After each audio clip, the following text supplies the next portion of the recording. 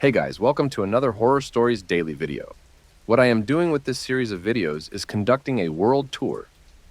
I am compiling and telling stories from every country on Earth, starting with Afghanistan and ending with Zimbabwe. So without further ado, let's delve into today's horror stories. And remember, the real monsters may be closer than you think.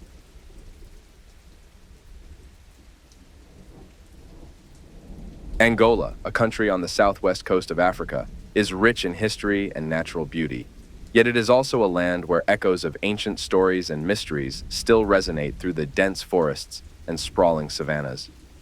This is a tale I never thought I'd share, one that has haunted my dreams and every quiet moment since it happened.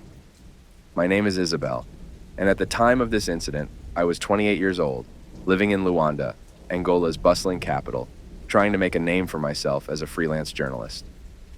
It was in the heart of summer, during a year when the heat seemed to wrap around everything with an unyielding grip, that I decided to venture into the lesser-known parts of the country for a story. I was intrigued by tales of untouched landscapes and communities that had retained their traditional ways of living, despite the relentless march of time. My journey took me to a remote village in the province of Cuando, a place so isolated it felt like stepping back in centuries. The people were welcoming, their smiles wide and genuine. But there was an undercurrent of caution in their eyes, a guardedness I couldn't quite understand at first. They spoke of their land with pride, but were reluctant to talk about the guardian of the forest that bordered their home. Every attempt to learn more about this so-called guardian was met with silence or a swift change of subject. Curiosity, mixed with that stubborn streak that my friends often warned me about, led me to the edge of the forest as twilight crept across the sky. The locals had strictly advised against entering after sunset, but the journalist in me saw a story, perhaps a piece on traditional beliefs impacting conservation efforts. With my camera slung over my shoulder, I convinced myself that a few pictures at the forest's edge wouldn't hurt. The air grew cooler as I ventured deeper, the sounds of the village fading away until all that remained was the rustle of leaves and the distant call of nocturnal creatures. That's when I heard it, a soft, melodic hum, almost like a lullaby, drawing me further in. The logical part of my brain screamed at me to turn back, but the melody had a hypnotic quality that dulled my instincts. Suddenly, the ground gave way beneath me, and I found myself tumbling down a steep embankment, landing with a thud that knocked the wind out of me. As I lay there, trying to catch my breath, I realized the humming had stopped, replaced by a silence so heavy it felt like a tangible force pressing down on me. Then, I saw it. Emerging from the shadows was a figure, tall and slender, with elongated limbs that seemed to stretch unnaturally. Its eyes, if you could call them that, were deep, glowing orbs that fixed on me with an intensity that sent shivers down my spine. It didn't move towards me, but its presence was overwhelming, suffocating. I don't know how long we stayed like that, locked in a silent standoff, but eventually, it turned and disappeared into the darkness. The moment it was gone, the oppressive atmosphere lifted, and I scrambled to my feet, not stopping until I burst into the village, gasping for air. The villagers didn't seem surprised by my story. Instead, there was a resigned sadness in their eyes, as they explained that the guardian was not a protector of the forest, but a remnant of a darker time, bound to the land by ancient magic and unspeakable tragedies. It didn't harm those who respected its domain, but it served as a reminder of the past, a custodian of memories that the living wished to forget. I left Angola shortly after, my story unwritten, the images on my camera erased.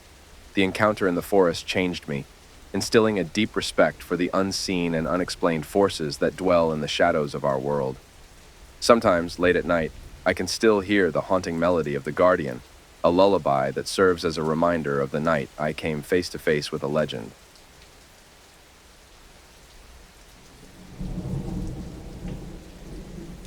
In the shadows of Angola's vast landscapes, where the whispers of the past blend with the rustling of the present, I found myself caught between realms.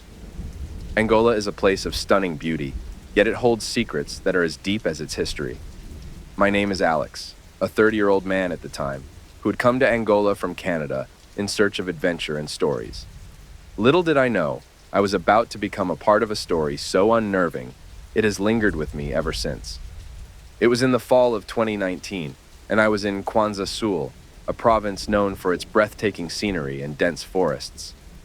I had been traveling around Africa for months, but something about Angola intrigued me. Its history, marred by conflict and colonialism, seemed to have left an indelible mark on the land and its people. I was staying in a small guest house on the outskirts of a village. The people were friendly, but conversations often tapered off when I inquired about local folklore or places to explore. They were particularly evasive about a certain path that led deep into one of the nearby forests. They warned me to steer clear of it, especially after dark, citing dangers from wildlife and the uneven terrain. However, the more they evaded, the more my curiosity grew. One morning, against the advice of my hosts, I set out to find this path. Equipped with my camera and a sense of invincibility that now seems foolish, I ventured into the forest. The path was overgrown, barely discernible in places, but it had a mesmerizing allure. It led me deeper and deeper until the light from the sun was nothing but a dappled pattern on the forest floor. That's when the silence hit me. A profound, engulfing silence that seemed unnatural. The usual sounds of birds and insects were absent, as if life itself had vacated the area. Unease settled in, but my feet carried me forward, driven by a mix of defiance and intrigue. As the sun began to set, painting the sky in hues of orange and red, I stumbled upon a clearing. At its center was a tree, larger and older than any I had ever seen. Its twisted roots sprawled across the ground like the limbs of a giant, and its trunk was marked with symbols that seemed neither man-made nor natural. Drawn to the tree, I reached out to touch one of the symbols, and at that moment, the air around me shifted. A cold wind whipped through the clearing, carrying with it a low hum that grew into a cacophony of whispers. The whispers were in a language I didn't understand, yet they filled me with an overwhelming sense of dread. I tried to retreat, but my body wouldn't obey. It was as if the forest itself had taken hold of me, demanding my attention. Then, from the corner of my eye, I saw them, figures emerging from the shadows, their forms blurred and shifting. They were encircling me, their whispers growing louder, more insistent. Panic surged through me, granting me a burst of adrenaline. I broke free from the invisible force that held me and ran. I ran until the whispers faded and the lights of the village came into view. I didn't stop running until I was back in my room, door locked, gasping for breath. I left Angola the next day, my quest for adventure replaced by a desperate need for the safety of the familiar. The experience in the forest left me with more questions than answers. Who were the figures in the shadows? What was the significance of the tree and its symbols? I've spent countless hours researching, trying to find anything that might explain what happened, but the answers remain as elusive as the whispers in the wind. This story, my story, is a testament to the mysteries that lie in the heart of Angola, a reminder that some places are best left unexplored, their secrets untold.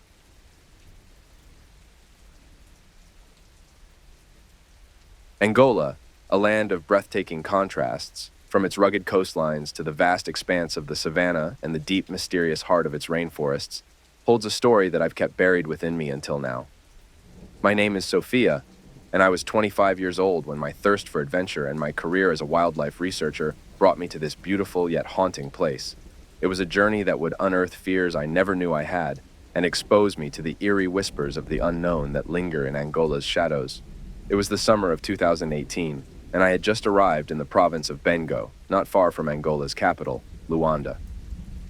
My mission was to study the local wildlife, but I was also deeply fascinated by the rich tapestry of culture and history that Angola offered. I was eager to immerse myself in the local lore, unaware of how deeply its dark whispers would entangle me. The villagers near my base camp spoke in hushed tones about a place called O Caminho dos Sussurros, the Path of Whispers.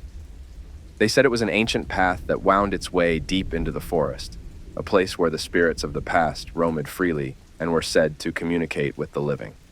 My scientific mind dismissed these stories as superstitions, but as an adventurer at heart, I was irresistibly drawn to the mystery. One dusky evening, against the advice of my local guides, I set out to find this path. Equipped with my camera, a flashlight, and a sense of invincibility, I ventured into the forest. As the last light of day receded, the forest seemed to change. Sounds were amplified, a cacophony of nocturnal life mixed with the rustling of leaves and the crack of twigs underfoot. I found what I believed to be the path, little more than a narrow trail overgrown with vegetation, yet unmistakably well-trodden. As I walked, a palpable silence began to descend around me, a silence so dense it felt like a physical barrier. The normal sounds of the forest receded, until all I could hear was my own breathing and the thud of my heart. That's when the whispers began, faint at first, as if carried by the wind from a great distance. I stopped, trying to convince myself it was just the echo of my own movements, but the whispers grew louder, more insistent, as though they were calling out to me. Panic set in, a primal fear that urged me to flee, but my legs were rooted to the spot. The air grew colder, and I could see my breath forming clouds in the flashlight's beam. I swung the light around, half expecting to see a crowd of spectral figures, but there was nothing, only the dense, impenetrable darkness of the forest. Then, just as suddenly as they had started, the whispers stopped. The normal sounds of the forest returned, but the silence had been replaced with a suffocating sense of dread. I realized then that I was not alone. Something was watching me from the shadows, something ancient and malevolent. I turned and ran, heedless of the direction, driven only by the need to escape. Branches tore at my clothes and skin, but I didn't stop until I burst out of the forest and into the clearing where my camp was located. I spent the night huddled in my tent, jumping at every sound, convinced that whatever had been in the forest with me had followed me out. In the morning, under the harsh light of day, my fears seemed irrational. I packed up my camp and left Bengo, driven away by an experience I could neither explain nor understand. The logical part of my brain tells me there must be a rational explanation for what happened that night. Perhaps it was just the wind, or the effect of isolation and darkness on my mind. But sometimes, in the quiet moments just before sleep claims me, I hear the whispers again, and I wonder if I stumbled upon something that night in Angola that was never meant to be found.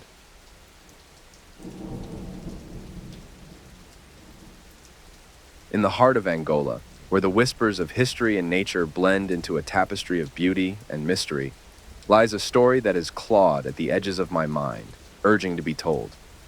My name is Daniel, a 32-year-old freelance documentary filmmaker from the UK, who ventured into the lesser-known reaches of Angola in search of stories untold, landscapes unseen, and mysteries uncovered. It was during the rainy season of 2017, in the shadowed depths of Angola's dense forests, that my reality was forever altered. I had been traveling through Angola, captivated by its contrasts, from the bustling streets of Luanda to the serene expanses of the Namib Desert. My journey took a turn towards the profound when I arrived in the province of Malanja, home to the legendary Calandula Falls and the mysterious Pedras Negras, the Black Stones.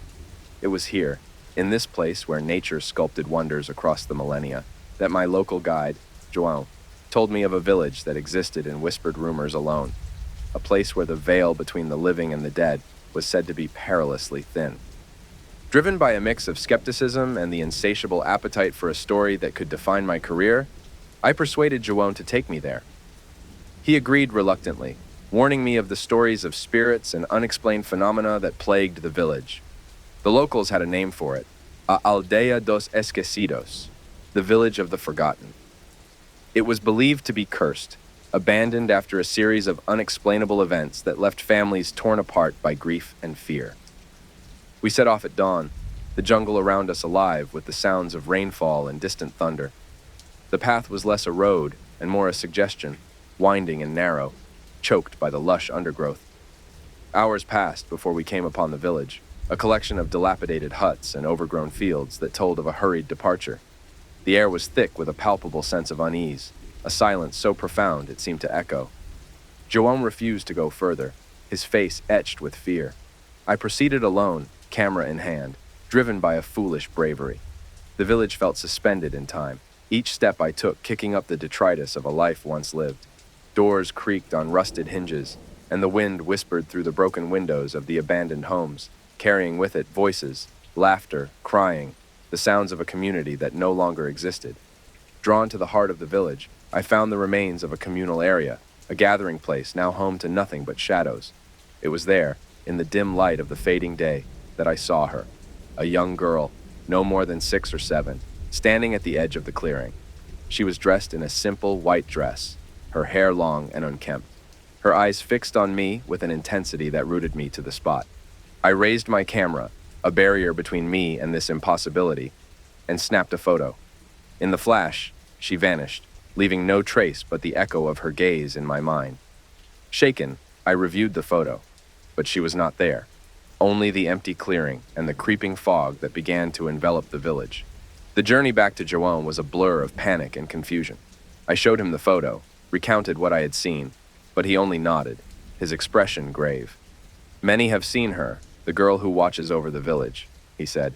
She is the reminder of what happened here, the souls that rest uneasily. I left Angola with more questions than answers, the memory of the girl haunting my dreams. My footage became a documentary that told a story I barely understood, a tale of a forgotten village and a spirit that lingered. But the true story, the one that lives in the shadows of my mind, is of a place where the past refuses to die, where the veil is thin and the forgotten demand to be remembered.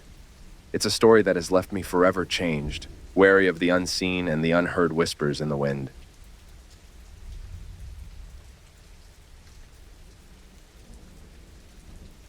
The chilling account that follows is one I've kept locked away, deep within the confines of my own mind, afraid that giving it voice would somehow make it real all over again. My name is Lucas, a 29-year-old man from Portugal, drawn to the enigmatic allure of Angola, the land of my ancestors, seeking to explore its vast landscapes and delve into the depths of its rich cultural heritage. It was during the balmy days of September 2019 that I found myself in the province of Huila, a region famed for its breathtaking scenery and the ancient stories that seem to permeate the very air.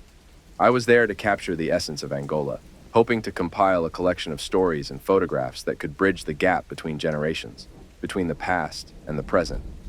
Little did I know, I was about to encounter a tale not meant for the faint of heart, a story that would etch itself into my very soul. In the small, seemingly tranquil village of Jamba, nestled amidst rolling hills and verdant fields, I was welcomed with open arms. The villagers spoke of their land with pride, but there was one topic that caused their voices to lower, their glances to dart, the legend of a sombra, the shadow, that haunted the nearby ruins of an old Portuguese fortress. Curiosity, mixed with a reckless sense of adventure, led me to the fortress at dusk. The ruins, a relic of colonial times, stood as a somber reminder of the past, their stones worn by time and covered in a tapestry of moss and creeping vines. It was there, amidst the decay and the whispers of history, that I felt it for the first time, a coldness that seeped into my bones, an unease that whispered of unseen eyes watching from the shadows. With my camera in hand, I ventured deeper into the fortress, the light from my flashlight cutting through the darkness. That's when I heard it, a soft, almost imperceptible whisper echoing through the halls. I stopped, listening intently, but it was gone as quickly as it had appeared, leaving behind a silence that seemed to throb with anticipation. As I pressed on, the air grew colder, the shadows deeper. I could feel something there with me, something ancient and malevolent. I turned, and that's when I saw it.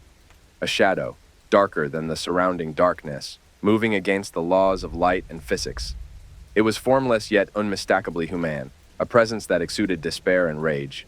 I raised my camera, a desperate attempt to capture what my mind struggled to comprehend. But as the flash illuminated the ruins, the shadow vanished, leaving no evidence of its existence, save for the overwhelming fear that clutched at my heart. I fled the fortress, the sound of my own footsteps echoing behind me like the drum beats of a funeral march. I didn't stop until I had reached the safety of the village, the warmth of the living, but the coldness, the fear, it followed me, a constant companion that whispered of things best left forgotten. The villagers found me in the morning, huddled outside my lodging, my camera clutched tightly in my hands. When I shared my tale, they nodded solemnly, as if my experience had confirmed their deepest fears.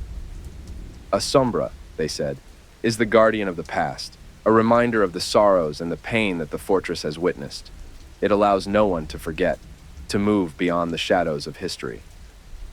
I left Angola shortly thereafter, the photographs I had taken showing nothing but the ruins, empty and devoid of the presence I had felt. Yet, the sensation of being watched, of a coldness that clutches at the edge of my consciousness, has never left me. I share this story now, a cautionary tale of the shadows that linger in forgotten places, a reminder that some things are beyond the realm of understanding, forever dwelling in the periphery of our vision, in the land of Angola.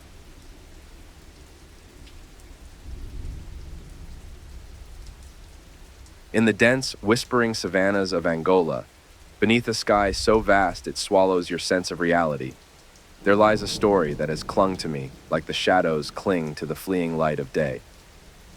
My name is Miguel, a 27-year-old photographer from Brazil, whose passion for capturing untold stories led me to the heart of Angola in late 2020. Amidst a world grappling with uncertainty, I sought the enduring spirit of adventure and discovery in a land steeped in history, beauty, and untold mysteries. My journey brought me to a small, remote village in the province of Cuando, Cubango, a place where the modern world seemed to gently fold away, revealing a tapestry of traditional life and ancient rhythms. The villagers welcomed me with open arms, their faces etched with the stories of generations, living in harmony with the land that cradled them. It was here, in this village, that I first heard the whispers of O Fantasma da Floresta, the phantom of the forest. The elders spoke of it in hushed, reverent tones, a guardian of the forest, a specter that walked the threshold between the living and the spirits. They warned me, with earnest eyes, to respect its domain, to never stray into the forest as night embraced the land. Their words were like seeds planted in the fertile ground of my curiosity, growing into an irresistible urge to witness this phantom with my own eyes, to capture its essence through my lens. Driven by a blend of skepticism and an insatiable thirst for the unknown, I ventured into the forest as dusk painted the sky in hues of fire and shadow. The air was alive with the sounds of twilight, the rustling leaves speaking in ancient tongues, the wind carrying the scent of mysteries long forgotten. As night descended, a chilling silence enveloped me. The forest, alive just moments before, now seemed suspended in a breathless wait. That's when I saw it, a figure shrouded in the darkness, its form barely discernible among the twisted silhouettes of ancient trees. It moved with a grace that seemed to defy the natural world, a silent whisper against the backdrop of the night. My heart raced as I raised my camera, the click of the shutter slicing through the silence. The figure stopped, its presence a palpable weight in the darkness. I could feel its gaze upon me, a pressure that bore down on my very soul. And in that moment, I understood the warnings of the villagers. This was no mere tale to be captured and told. It was a sacred silence, a boundary not meant to be crossed. The figure vanished as suddenly as it had appeared, leaving behind a void that seemed to echo with the remnants of ancient stories. I hurried back to the village, the weight of what I had witnessed pressing down on me with every step. The next morning, I awoke to find my camera gone. Despite a thorough search, it was never found, as if swallowed by the forest itself. The villagers merely nodded when I told them of my encounter, their eyes speaking volumes of things left unsaid, of respect for the mysteries that dwell in the shadows of the world. I left Angola with no physical evidence of my encounter, but the memory of it is etched into my being, a constant reminder of the night I came face to face with the unseen. The experience has changed me, has taught me the value of respect for the mysteries that lie beyond the reach of our understanding, and the importance of heeding the wisdom of those who walk in harmony with the unseen world. The Phantom of the Forest remains a mystery, a story captured not in photographs, but in the silence of the night, in the reverence of the villagers, and in the haunting beauty of Angola's untouched wilderness. It's a tale not of fear, but of respect. A respect for the delicate balance between our world and the unknown, and the understanding that some stories are meant to be felt, not seen. In the hauntingly beautiful expanse of Angola, where the land whispers tales of both beauty and despair, I encountered something that defies explanation, something that still sends shivers down my spine whenever my mind dares to wander back to that time. My name is Ana, a 26-year-old woman from Portugal, whose thirst for adventure and the unknown led me to Angola's doorstep in the spring of 2021. My journey was meant to be a celebration of my heritage and a dive into the rich tapestry of cultures and landscapes that Angola offers. However, it became a voyage into the heart of darkness that lurks beneath the surface of every uncharted territory. I arrived in the province of Cuanza, Norte, drawn by stories of its lush landscapes and the majestic Cuanza River that carved its way through the land. My aim was to document the natural beauty and the vibrant cultures that thrived along the riverbanks. The locals, with their warm smiles and eyes that seemed to carry the weight of untold stories, welcomed me into their community.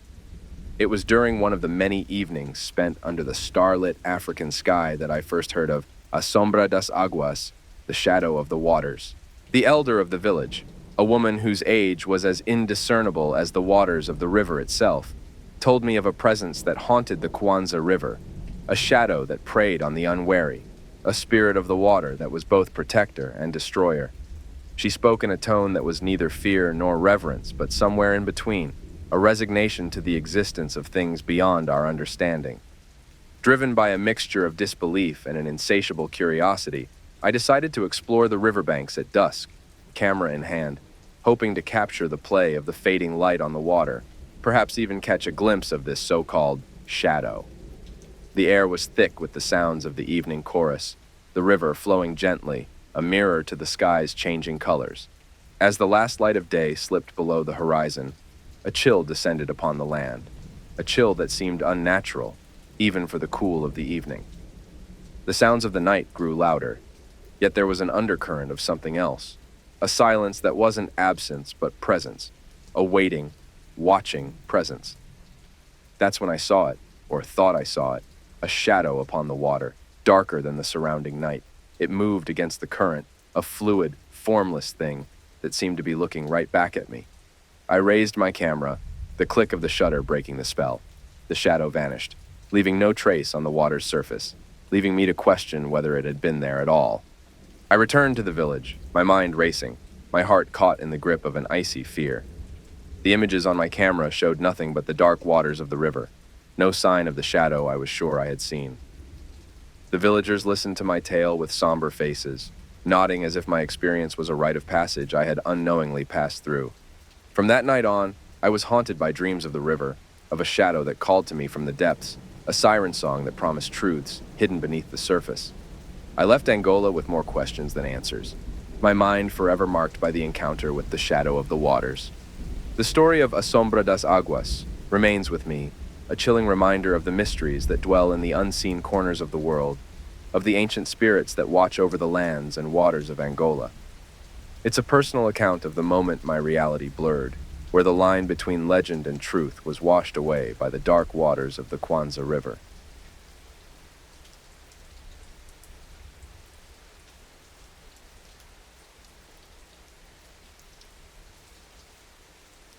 And there we have it, folks. Our journey through the shadows and into the chilling depths of human nature has come to an end.